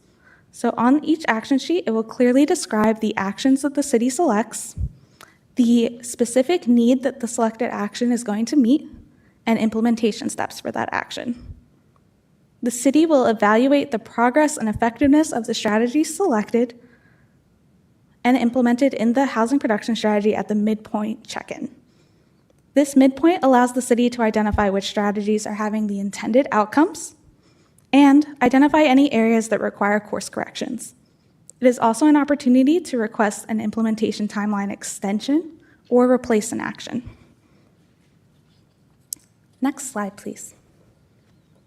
Some counselors asked the question of what if we didn't do this? As listed here, there is potential to be required to enter into the Housing Acceleration Program, which includes an agreement with the state, and ultimately, it could replace our development code with the state model code. Next slide, please. Next, I'll highlight what has already been done. Next slide. So, Tigard conducted its last housing needs assessment in 2019, and this was adopted in 2021. Tigard also adopted the Affordable Housing Plan in 2019. Next slide. The prior decisions related to the housing plan include a resolution of support for housing planning assistance grant from DLCD was approved in September of 2025. And again, we're very grateful to have been awarded the Housing Planning Assistance Grant to support this work. In January of this year, the grant was awarded to the City of Tigard. And on July 28th, a briefing on the Tigard Housing Plan and its nexus to the construction excise tax was presented to Council during a study session. During this study session, Council also provided initial questions and feedback, which we incorporated into the content of this presentation. And I hope it has effectively answered the questions and comments. Next slide. So looking forward, what are the next steps in the Tigard Housing Plan? Next slide, please. The Tigard Housing Plan's equitable engagement work started in July of 2026, and this work emphasizes equitable engagement with low-income communities, people with disabilities, people of color, and tribes. Our engagement will be split into 2 phases during this project. And it really builds on the input from other long-range planning projects like Tigard Home and River Terrace 2.0, so that feedback will also be incorporated in this plan. The first phase of equitable engagement will focus on determining the city's needed housing. This will gather input on desired styles of housing and barriers to living in one's preferred housing. And then the second phase of equitable engagement will focus on housing producer engagement to determine which actions would support building that needed housing. Some examples of engagement tools that will be used during this phase of engagement include a visual housing survey, engaging at local events with activities, public testimony, interviews, and focus groups. Next slide, please. I'd just like to take time today to highlight that the visual housing survey is available now on the Tigard Housing Plan webpage. The image here is an example of a question from the survey to address the needed housing. So far, we've received 95 survey responses. And in addition to the survey, interested parties can join the list on our Tigard Housing Plan webpage to stay up to date with the project. During the next phase of engagement, we'll identify the ways to provide housing. Next slide, please. In addition to equitable engagement, other items and tasks in progress include the contextualized housing needs, and all of the analyses associated with that are in progress. The buildable lands inventory is in progress, and the inventory of actions Tigard has already implemented is being reviewed. Next slide, please.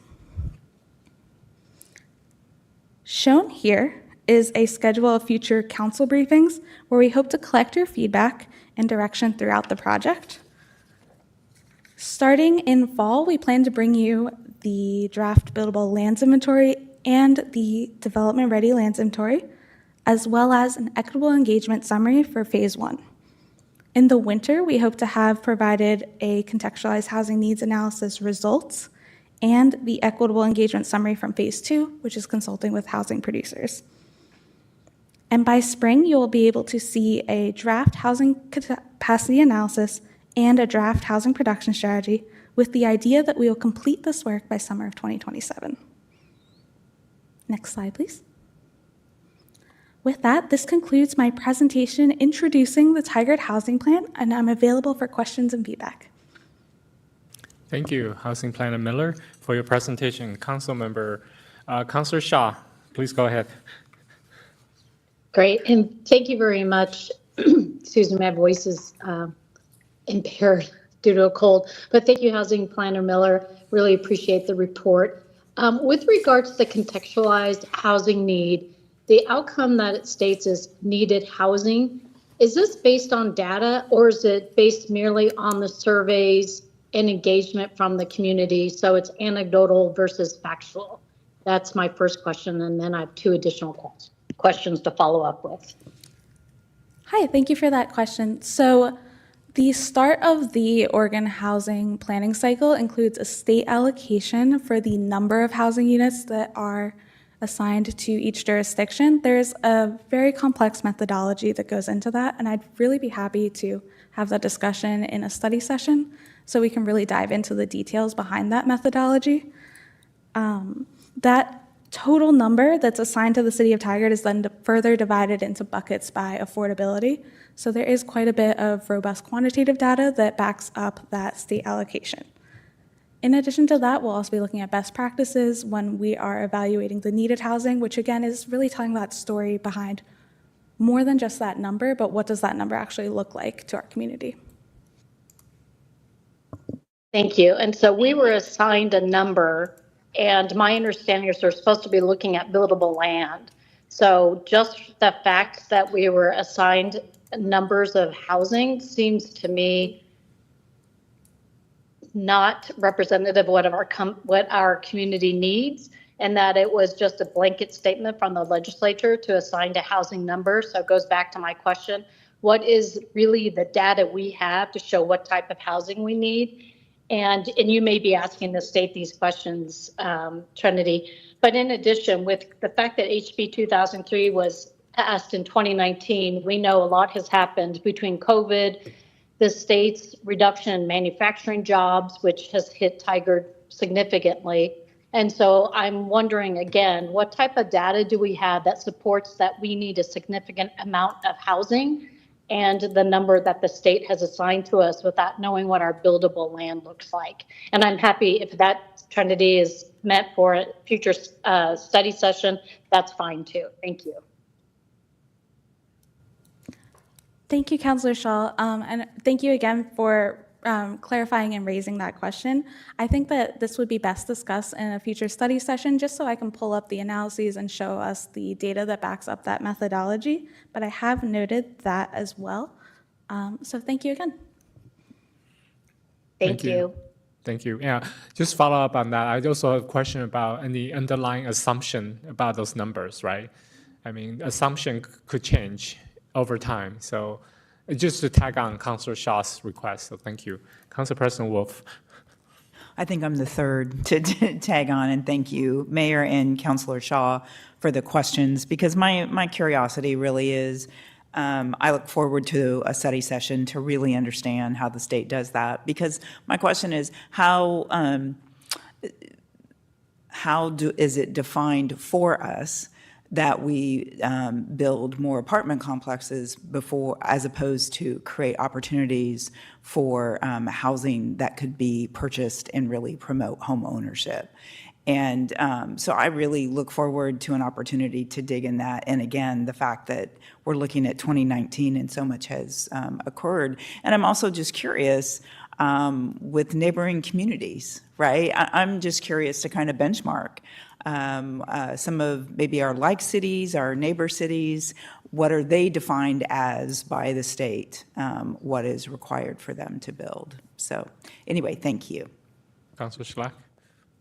Thank you. I'll be the third or fourth person for tag on. Yeah, with just the general sentiment, but no, so I'll just say ditto to all that. But I really appreciate the clarity behind the presentation tonight, especially being clear about what enforcement could look like, because these are statutory requirements that we're having to follow, regardless of what our own individual feelings as council are. I know we all want to address housing needs, but I also know that we want to make sure that addressing housing needs follows the grain of what our community has already been doing and where we see our community going. So I think that's where a lot of the, I don't know if frustration is too strong of a word, but questioning sort of comes from. It's more of that aspect, not concern about addressing housing needs, which of course is one of our council goals.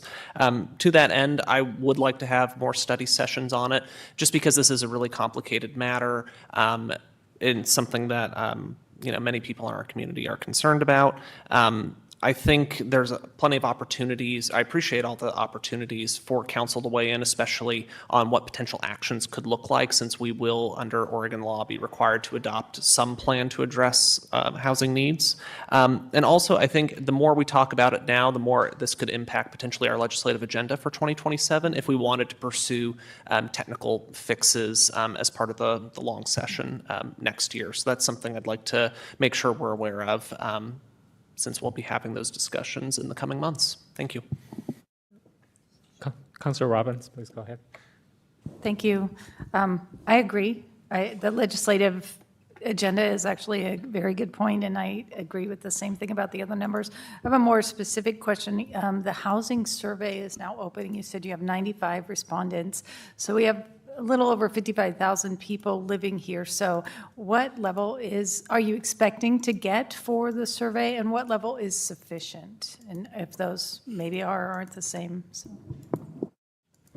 Yeah, great question regarding the survey specifically. That survey has been out less than 1 month, so I'm really impressed with 95 responses.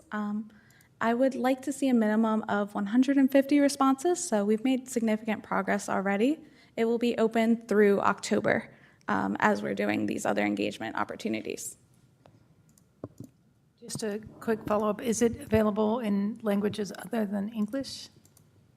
Another fantastic question. So the survey is in English on our website, but you can use the translation tools embedded in internet browsers to translate into other languages. Thank you. Thank you. Any other questions?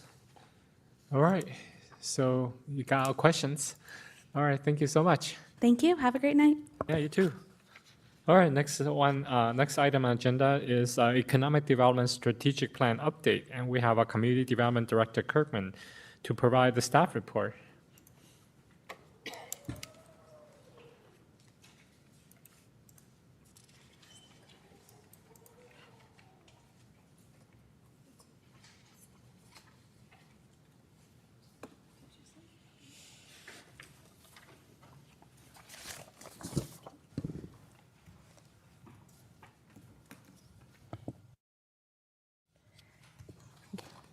Well, good evening, Mayor and Councilors. Sambo Kirkman, Community Development Director. Next slide. This agenda item is an update to Council on the progress of the Economic Development Strategic Plan to summarize the things we are working on and things we'd like to complete for this fiscal year. Next slide. As a refresher, Tigard's first Economic Development Strategic Plan was adopted March of this year. This 3-year plan provides guidance to the city on the actions to meet the Council's second goal to elevate economic opportunities for current and future residents. The plan contains vision and mission statements, strategic pillars, and guiding values that help create key action items to help us implement the plan over the next 3 years. Next slide. These action items were organized into 4 strategic pillars: business attraction, support, and growth, partnerships and navigation, operation and communication, development, and placemaking. The following slides will identify the action items for each pillar and provide Council with an update on some of the work that has been done for the Year 1 priorities. I'd like to note that with a few actions, a few of the actions span multiple pillars, but for this presentation, I'll be limiting my responses to an action item for a specific pillar just to limit the repetition there as well. So next slide. So for the first pillar is business action, support, and growth. The focus of this pillar is to provide tools through service, programs, and guidance that support businesses at different phases from starting, growing, and adapting. This includes connecting workers with training and career development to support our local employers. The pillar also looks to create cohesive, targeted messages to highlight local businesses and showcase opportunities here in Tigard. Next slide. For this status, I've provided you a copy of our current downtown marketing flyer. This new flyer is to provide useful information we can share with prospective businesses. The team has provided these or shared these with the Chamber, TDA, and real estate brokers as to show what makes Tigard a great place to locate. Also, staff resources are constrained as we look to hiring a marketing specialist to continue the marketing and branding campaign, a key priority for Year 1. The project team has also been working to assess existing project and programs and how they can better be utilized. For example, the team has been working on the marketing of the Business Spotlight program and working with TVCTV in elevating the segments. The first updated version of these segments is expected to be released this September. We are also working to update our business resource guide with more relevant information on our partner resources and updated data. Some of that data has already been updated also on our website for economic development. Next slide. With constraining resources, we look to bolstering our network of partners and finding ways to be efficient in how we support our businesses in addressing the action items for Pillar 2. Next slide. Some of those things include meeting with our partner organizations to determine opportunities, if opportunities remain to collaborate and support our business communities. For example, we've been working with MISO in understanding how they can support our micro businesses, such as the Opportunity Cafe, and have found that there may not be capacity for some of our partner agencies, our partner organizations, and so we are looking to introduce ourselves to other organizations like Lively Northwest, who we're currently working with on trying to develop or at least restart the Opportunity Cafe. The team is also working to complete our agreements with Tigard Chamber of Commerce and the Tigard Downtown Alliance, on establishing clear expectations on the outcomes of our fiscal year 27 funding. The Town Center Advisory Committee has also been working to update their strategic plan that aligns with the council goals, which includes the action items in this plan. This is to be presented to the TCDA, which is this council as well, at a joint meeting on September 22nd. Next slide. Pillar 3 focuses on internal systems, tools, resources, and communication practices across city departments to ensure high quality and reliable support to our business and workers. Next slide. Here are some of the things that we've been able to accomplish. First is we've been working on the TIF District Building Improvement Grant Program. We're evaluating the marketing and grant process to improve the number of applicants to the program by removing barriers and improving the visibility of the program. The findings and recommendations will be brought to the grant committee this fall. The team has also completed 2 new Business Connect events, which invites new businesses that have applied for business licenses to meet with city staff to learn about resources that are available to them. This is also a way we've been able to utilize our Tyler program to capture information and data on new businesses that are here. The Transient Lodging Tax Review Committee was created to review grant requests that could be TLT fund eligible, and this was done prior to our fiscal year 27 adoption. The TLT committee was made up of the economic development manager, the community development director, city attorney, finance director, and 1 counselor. The recommendation was forwarded to the budget committee to confirm. Again, the opportunity in creating this committee is that midstream from the adoption of our budget, we can look at other opportunities to fund other other grant applicants through the mid-year as well. We are also completing work with our consultant matrix in auditing our development process, which includes surveys and interviews with the community related to customer service. The findings and recommendations will be shared with the council once the final report is provided. Next slide. The last pillar is development and placemaking. This pillar reflects the importance of development, infrastructure, and placemaking in retaining and recruiting businesses by supporting the establishment of high-quality commercial areas around the city. Next slide. Okay, the city team has brought updates to council on key planning projects such as Tigard Home, Downtown Reimagine, and River Terrace 2.0 for policy guidance. As new codes are developed or updated, we look forward to bringing those back to council for your policy input. One other key project is the TIF District Update Project, looking at not only our existing TIF district, but River Terrace 2.0 as well. This study is being funded through Metro's 2040 grant. For the cinema site, our request for qualifications was published August 5th. We will be providing an update to council on the submittals along with direction to council's participation in the selection process with the request closing on September 15th. Last item here is working on the wayfinding program as part of this year's CIP, and phase 1 is to begin this fiscal year as shown on our future action slide, which is the next slide. So evaluating first-year priorities and the work currently in motion, we assessed our resources and developed this list of future actions. The table organizes the list of actions based on the 4 pillars the team felt could be completed this fiscal year.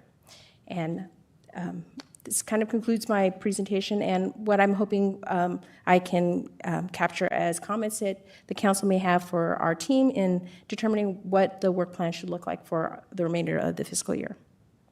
So with that, I'll conclude actually, if we can leave that future actions table up, I'll conclude my presentation and look to questions or guidance or direction. Thank you. So just to be clear, you are asking if we have any prioritization, any thoughts? Okay. Any thoughts or feedback that you'd like to provide? This really was an opportunity for us to showcase the items that we've been working on and things we'd like to move forward. And knowing that there's quite a laundry list in our first year priorities, I want to make sure that we've been mindful of what the council sees as direction to encourage economic development. Council, any comments, questions? Council President Wolf, please go ahead. Sambo, thank you so much. And I know I sent a variety of questions, and thank you for incorporating those in the response. And thanks for sharing that as well. And I think my one question under Pillar 4 with, and I know that the teams are working really hard on the new regulations and kind of future forward, which some of that is long-term action. Are you learning anything from businesses who might be kicking the tires in Tigard and looking like today to develop, and are there challenges or excited to come in? Just curious what you're experiencing today. Well, what I think we're seeing is that there is an interest and an understanding of how those regulations work. And with Downtown Reimagine is a good example where we've had businesses come in and have indicated their interest in developing in the downtown area, but there are some limitations to our code. And so it's been learning to balance what the concerns are for established businesses who sometimes can find some anxiety and change in codes, and to new businesses that have an interest in coming in. And so that's a great example of one in which a recommendation by our chamber executive director was to provide a survey. And so the survey, which we hope to eventually bring forward to council before we move forward with more work on the Downtown Reimagine, is to give the council a temperature check on what we're hearing from businesses in, again, a spectrum. Because again, for a lot of businesses, some of it is a concern about changes in regulations, and for others, it's a matter of we need the changes. So finding that balance. Yeah. Councillor Schlack and then Councillor Anderson. Thank you, Mayor, and thank you, Sambo, for the presentation. I'm really excited by all the future actions, and I don't have any timeline changes to present there. I will highlight, I'm particularly excited to see the TCAC's revised strategic plan. I know that's was something that Councillor Shaw and I, as the liaisons to TCAC, helped provide a bit of feedback and guidance on. I look forward to seeing what they come back with. I guess my general comment I want to put out there is knowing that this 2-year council goal cycle is about to conclude and we're about to move into another council goal cycle, I'd really like to encourage the council, city staff, and the community to really be thinking beyond the 3-year cycle, or start thinking beyond it. I want to start thinking 30 years ahead. Where do we want Tigard to be? What's our place in the Washington County local economy? I know the economic development plan was focused on a 3-year cycle to be really tactical and focus on immediate improvements, but I want to make sure we're not losing that long-term vision of where we want to go as a community, because unlike a lot of other municipalities in Washington County, we don't have a lot of developable, I can't say that, industrial land that we can develop and expand into. So we need to be really thoughtful about what opportunities we have to grow our local economy in Tigard. So just want to plant that seed because that's something I've been thinking about. Thank you. Thank you. Hey, Sambo, this is a nice piece to get out to businesses. Boy, one thing I think you have to look at, especially with the downtown piece, that's what I'm going to concentrate on, is parking, right? We need some kind of parking structure, parking garage. On your bullet point here, it says more than 7,000 vehicles travel through Main Street daily. How many are we actually capturing, right? They're driving through. So I just think that would make downtown a little more attractive for people to come in, businesses. An update to that, Councillor Anderson, is we have heard from, we did complete our parking study, which identified where the key areas of, I guess, parking contention might be. The difficult part is its location along our Main Street area. Yeah. So what we did do in this current fiscal year is lease out some parking spaces within the TriMet parking lot that is located off of Ash Street. And the intent of doing that was, one, to alleviate some of the parking for employees, but also to capture some data on how many people are actually willing to locate in a specific in the TriMet area, as a way of saying, okay, if we were to do a parking structure, what does that mean? Because one of the concerns that I have is that as we start having spaces where we provide, you do diminish the number of potential developments for businesses in these vacant parcels or these redevelopable parcels. And it's difficult to determine what the threshold is for a parking structure. And I know that there are many businesses in the downtown area that have an interest in a parking structure. But the question, I think that this council or future councils will have to determine is what is the benefit of a parking structure to the benefits of actual development. And so, again, another kind of spectrum and balancing act that I hope to be able to, provide the council with more insight with data. Thank you. Okay. Well, thank you so much for presenting the action item. And so for me, maybe a request for futures, maybe you can let us know, the target date and whether you are in danger of or at risk of not reaching completing the task on the target date. So I think that will be more helpful to me with that information as well. So I appreciate you pointing out, like the cinema side, there's date, what's going to happen. So so that's my only request. But other than that, I think everything looks good to me. So thank you. Wonderful. And what we can do is look at a midpoint for this fiscal year to talk about what priority year 2 looks like on the action items. Yeah. Okay. All right. Thank you so much. Have a good evening. Oh, wait. Sorry. Councilor Shaw raised her hand, so sorry. Councilor Shaw, please go ahead. Sorry, I didn't see you. Not a problem, Mayor. Thank you. I just wanted to thank Community Development Director Kirkman for this update. I really appreciate it and all the actions that the staff have been taking on Pillar 1, 2, 3, and 4, and for mentioning Tyler and just the benefit that has to this project. And I'm sure we could probably weave in some CRM in the future and planting that seed. But again, just really appreciate it. Thank you so much. Thank you, Councilor Shaw. And my apologies. I did provide a flyer for the rest of council present here. I think it's one you have seen, which is the downtown flyer, which I think I might have presented to you at a different time. At TCA, that's right, TCAC. Yes. All right, thank you. All right, next item on the agenda is the League of Oregon City legislative priorities. Assistant to the City Manager Hendricks will give the staff report and request that council identify 5 legislative priorities from the voting guide to submit to LOC. So that's our wish for them to be the priority. And the voting guide was included in the meeting packet, and then the top 5 legislative priorities also in the meeting packet. So good evening. Thanks. Good evening, Mayor and Council. Good to see you. My name is Nicole Hendricks. I'm the Assistant to the City Manager.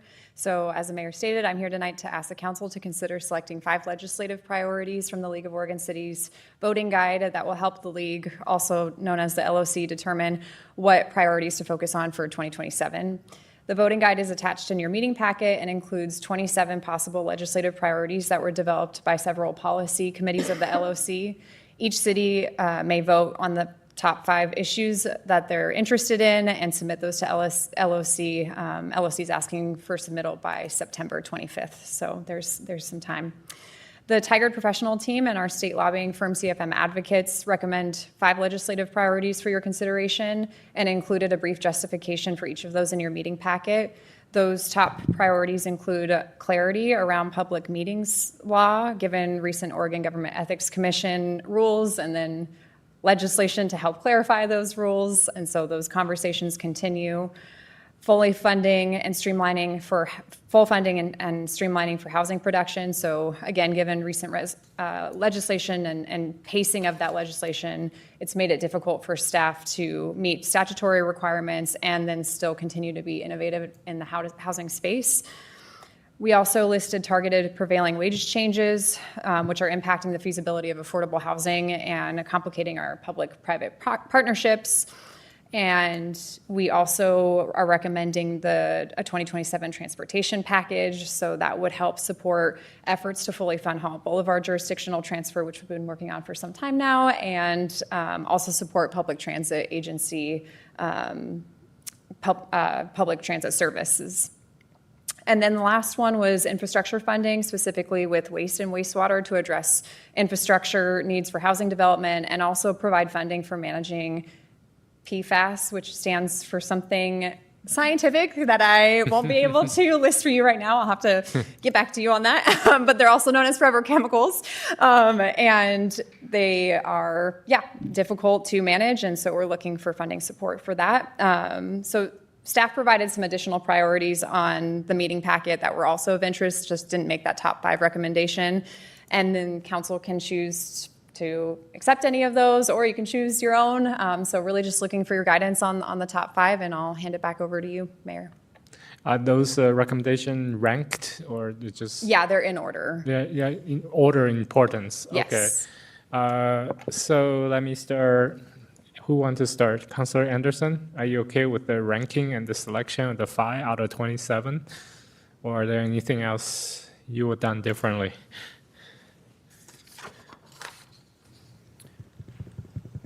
No, I'm fine with them. Okay, Councilor Slack?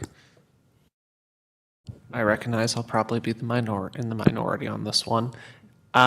Just thinking strategically about our 5 votes versus all the other LOC cities that are voting, I'm sure that public meetings law clarity will get a lot of attention from our other municipalities. So I would personally prefer to use that vote, and if they need to be ranked, we can just shift everything up 1. But I would prefer for the 5th one to either be strengthening economic and workforce development or funding and coordination for shelter and homeless response. Just thinking back to conversations we've had over a long period of time as a council, those 2 just seem more aligned with our council goals. And if we were able to make headway on them, I think would have a more meaningful impact on our community beyond public meetings law clarity, which of course would just sort of impact and the efficiency with which council can do business. So that would be my preference, would be drop public meeting law clarity and then substitute one of those 2 in.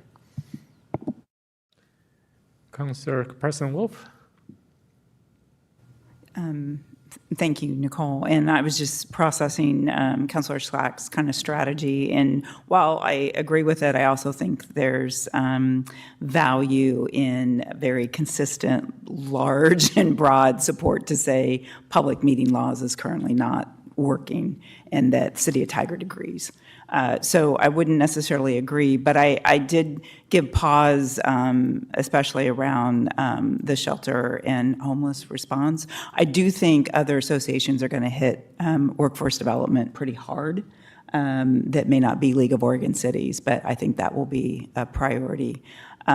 So I am fine with the 5. It does give me pause given the number of resources in Tigard around homelessness, because I think that's going to continue to be a huge challenge. And I know there's not room for 6, but anyway, that's just my 2 cents on the side. Thanks. Councilor Shaw? Thank you, Mayor. Thank you so much, Assistant to City Manager Hendricks, for the list. I'm in somewhat agreement. Number 2, the full funding and streamlining. I wish they had weaved in HB 2003 because I think that is causing a lot of consternation with regards to the full funding and streamlining. And perhaps that's a conversation we could have with LOC. And then with regards to the last of the infrastructure funding, I actually, similar to Councilor Slack, in his review, I thought strengthening economic and workforce development would be a stronger priority at this time for the LOC, but certainly not a hill I'll die on. So if we want to go with these 5, that's fine. But my request would have been to change infrastructure funding to the strengthening economic and workforce development. Thank you. Thank you. Councilor Guzzi? Thank you. Although overall I like the targeted prevailing wage changes, the way that they specifically talked about it in their priorities was a little odd. So it seems like it's very focused on not doing it for those that are aimed at affordable housing and day centers. So the intent would be to not give a prevailing wage for those specific subsets. So the verbiage is a little bit weird and seems narrow.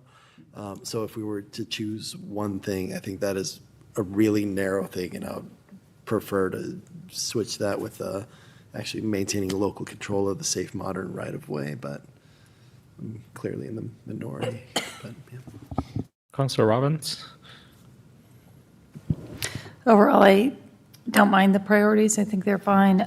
But if I too would make a change that's probably a little bit different, but I think infrastructure funding could, unless we have more information about specific infrastructure funding in the city of Tigard that we need, I would advocate for moving that down and putting funding and coordination of shelter and homeless response up top, simply because we have been saying for the past year that we want our neighbors to do their part, and having the state approve something or pass something that either gave us more money since we are doing a lot more, or somehow prescribed more responses from our neighbors would help us, I think.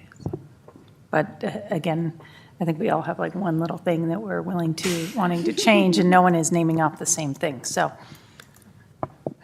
Here, maybe a theme a little bit on the shelter and homeless response. I heard that from a few folks, so that might be something that we can talk with staff about, trading out that fifth. I don't know, Mayor, what your thoughts are. So Councilor Robbins and Councilor Schlack and Councilperson Wolf on trade homeless thing.